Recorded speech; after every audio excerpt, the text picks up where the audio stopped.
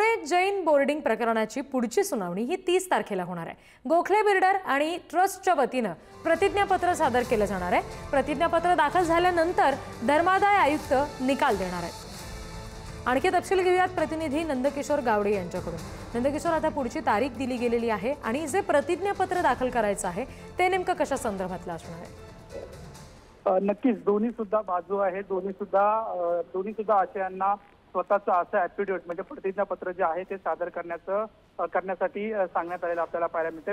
संपूर्ण प्रकरण जर पाहायला गेलं तर पुणे जैन बोर्डिंग प्रकरण हे पाहायला मिळतं। वेगवेगळे राजकीय सुद्धा यामध्ये आरोप झालेले आपल्याला पाहायला मिळते। त्यानंतर फडणवीसांनी मध्यस्थी केल्याचं सुद्धा सांगितलं जाते। त्यामुळे या संपूर्ण संदर्भात जर पाहायला गेलं तर आज सुनावणी पार पडलेली आपल्याला पाहायला मिळते आणि पुढची जी सुनावणीची तारीख देण्यात आलेली आहे ती 30 तारीख आहे। आणि या 30 तारखेच्या अगोदर दोन्ही म्हणजे गोखले बिल्डर असू दे किंवा ट्रस्टला असू द्या त्या दोघांना सुद्धा प्रतिज्ञापत्र दाखल करण्याचे जे आहे ते सांगण्यात आलेलं आपल्याला पाहायला मिळते।